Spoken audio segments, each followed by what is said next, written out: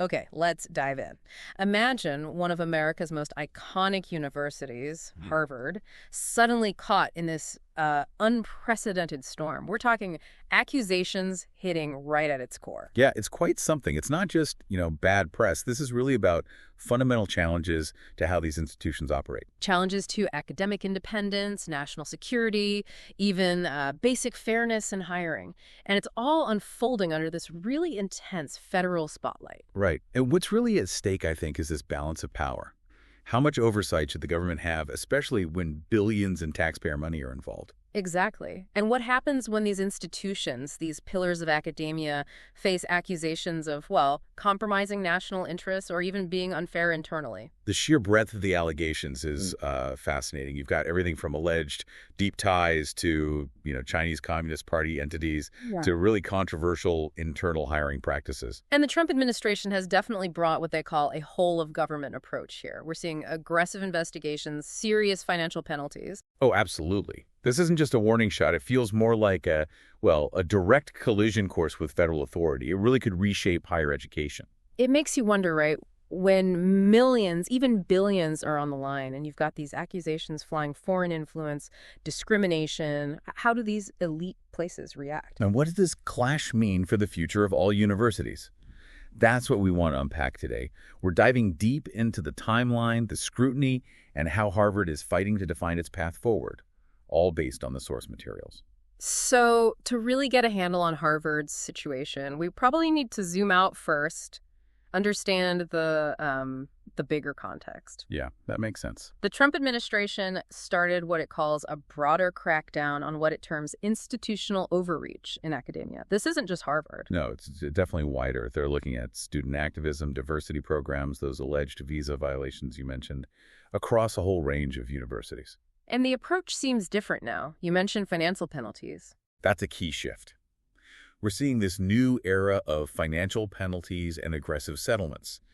It's quite a departure from how civil rights investigations used to conclude, which often didn't involve money changing hands like this. So it's not just findings anymore, it's actual significant financial consequences. Right. It creates a powerful new tool, you could say, for federal oversight. Real teeth. And in this new environment, Harvard has clearly become a primary target, as the sources put it. Seems that way. The actions taken are pretty drastic. Yeah, over $2.6 billion in federal research grants slashed, funds frozen, contracts terminated. They've even threatened to potentially strip the university of its tax-exempt status. That's huge. It's immense pressure, clearly designed to force some kind of compliance or change. And the Department of Homeland Security, DHS, got involved too, right? Yes, specifically demanding to inspect I-9 forms, the employment eligibility verification forms, for Harvard employees. And didn't the Homeland Security Secretary, Kristi Noem, have some strong words? She did. She criticized Harvard for making the government, quote, do things the hard way. And she explicitly accused the university of letting foreign students abuse their visa privileges. So, not mincing words at all. It's not just paperwork then. It's an accusation of, systemic failure. Pretty much, yeah. Widespread noncompliance is the implication. So you have to ask, maybe you're wondering this too, listening, what does this mean for other universities? Is Harvard just the first? Well, Education Secretary Linda McMahon pointed to the Columbia University settlement, where Columbia paid $200 million over similar disputes and called it a roadmap. A roadmap? That sounds like a clear signal. It strongly suggests these kinds of financial penalties are the new standard operating procedure, yes. And we're seeing other big names facing probes now. Like who? Cornell, reportedly over $1 billion in frozen funds. Northwestern, $790 million under scrutiny. Duke, UCLA, they're all facing similar investigations. Wow. So it really is a systemic shift in that government-university relationship. It certainly looks that way, a Yeah. fundamental change across the board. Okay, so that's the broader financial and regulatory pressure. But then the investigation zeroes in on something else. These alleged ties to China. Right, specifically close formal relationships directly with Chinese Communist Party entities. And that, understandably, raises serious national security and ethical concerns. This involves a specific House committee, doesn't it? Yes. The House Select Committee on Strategic Competition between the U.S. and the Chinese Communist Party. Representative John Molinar is the chair now. And this committee, its whole purpose is to look into the CCP's influence and competition with the U.S. Exactly. It was established specifically for that.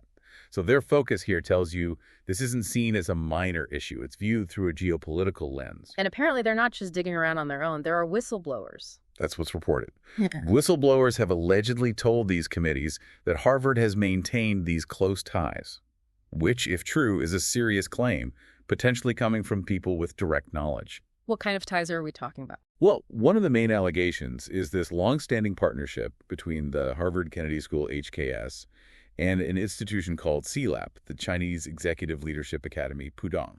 And CELAP isn't just, like, a normal university partner. No, not according to the reports. It's described as a training institution overseen directly by the CCP's Central Organization Department. This department is key. It handles the training program based on Xi Jinping Thought for party elites. Wow. So shaping the ideology of the CCP leadership. Essentially, yes. And adding another layer, CELAP's executive VP, Feng Jun, is reportedly an HKS graduate himself and called HKS a model for CELAP. That suggests a pretty deep, maybe even reciprocal relationship. That's the picture it paints, certainly, not just a casual academic exchange. And it goes beyond leadership training, too. I read something about research collaborations. Yes, lawmakers have alleged that some Harvard research, partly funded by the U.S. Department of Defense, no less, was done with help from Chinese universities linked to China's military.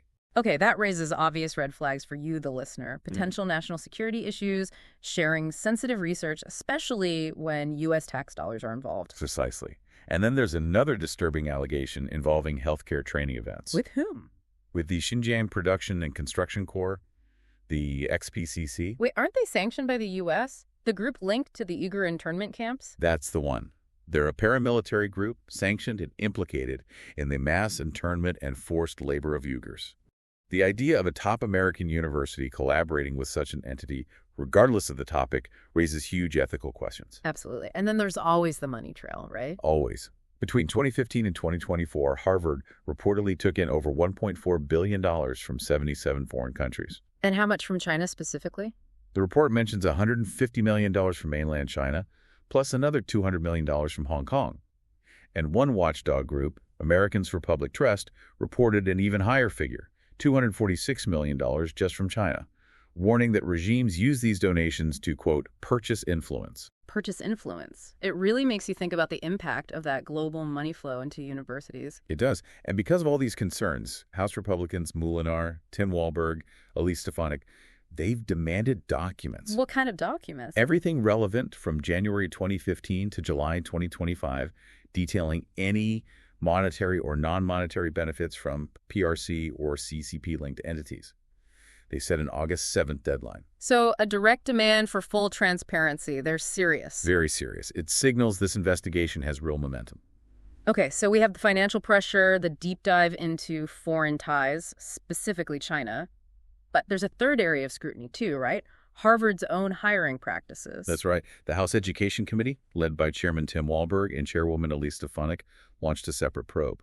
What are they looking into? Into potentially illegal hiring and employment practices at Harvard that may be in violation of federal civil rights laws. That's a major accusation about internal processes. Violation of civil rights laws. Yeah. How so? They specifically cited concerns that Harvard may be discriminating in hiring and employment on these bases, meaning race, color, religion, sex, or national origin. So looking at whether their internal policies clash with federal anti-discrimination laws? Exactly. It's about ensuring fair opportunity, as mandated by those laws. And there are internal documents involved here, too. Apparently so. Reports suggest internal documents detail a race-based hiring strategy for faculty and admin roles that appears to have discriminated against white men. Okay. That's a specific claim of essentially reverse discrimination, raising questions about merit versus other factors. And there's some data cited from an Equal Employment Opportunity Commission, or EEOC, investigation. What did that show? It apparently showed a drop in white male tenure-track faculty at Harvard from 46% down to 32% over the last 10 years. And the EEOC document also reportedly points to various Harvard programs and fellowships aimed at students from specific racial backgrounds. Now, that doesn't automatically mean they're illegal, but it does raise questions about compliance and access. So lawmakers want proof, basically. They want to see the policies. Yes, they're asking for any written guidance since January 2021 about considering demographic characteristics in hiring, even if it's been withdrawn.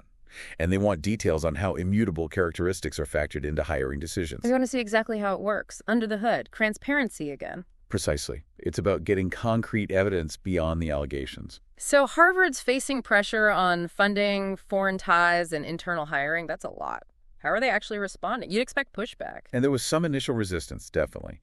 But regarding the DHS demand for those I-9 forms, the university has now agreed to comply for most employees. Most employees, what's the exception? They are withholding those related to student-only roles.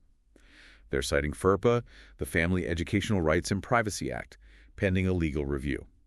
So drawing a line based on student privacy laws. Okay, so partial compliance there, but also pushing back legally. Yes, and they've also filed their own lawsuits challenging the federal funding cuts and the visa restrictions. On what grounds? Arguing that these federal actions threaten academic freedom, due process, and free speech. So they're fighting back on constitutional and legal principles while complying where they feel they must or can. It's a complex strategy. And they're putting their money where their mouth is, so to speak. Quite literally. Harvard committed $250 million of its own endowment funds to keep research going that was hit by the federal cuts, though leaders admit it might not be enough. That's a significant commitment. It is. And President Alan Garber plans to take a 25% pay cut next fiscal year. That came after senior faculty offered to chip in up to 10% of their salaries for the Legal Defense Fund. Wow, so it shows a kind of unified front within the university. They're circling the wagons, financially at least. It suggests they see this as an existential challenge and are prepared for a long fight, using their considerable resources. So it really boils down to this fundamental tension, doesn't it? I think so. On one side, you have the administration's whole-of-government approach, trying to force reform, demanding accountability, especially regarding national interests and fairness. And on the other, you have Harvard defending its autonomy, arguing for academic freedom, institutional independence, basically saying, we need to run ourselves without this level of government interference. Mm-hmm. It's a clash over who defines higher education's role. And it's playing out very publicly, very loudly. Representative Elise Stefanik calling Harvard the epitome of the moral and academic rot, calling for its defunding. Yeah, that kind of rhetoric really ramps up the stakes. It makes it clear this is deeply political, not just a quiet legal or administrative dispute. So where does this leave us? The outcome is still uncertain. Highly uncertain. But whatever happens, the lasting implications for the balance between government oversight and academic independence are huge. This isn't just about Harvard. It's a precedent. Exactly. Yeah. For research funding, for international collaboration, for internal diversity and hiring policies, potentially for generations of academia in America. So this deep dive really shows this incredibly complex web. Financial scrutiny, serious allegations of foreign influence, internal policy debates, all playing out very publicly. Yeah, and if you connect it to the bigger picture, it forces us all to ask some tough questions. In today's world, with global competition rising, with domestic politics so polarized, what is the role of our top universities? And who really gets to define their mission, their boundaries? Who are they ultimately accountable to?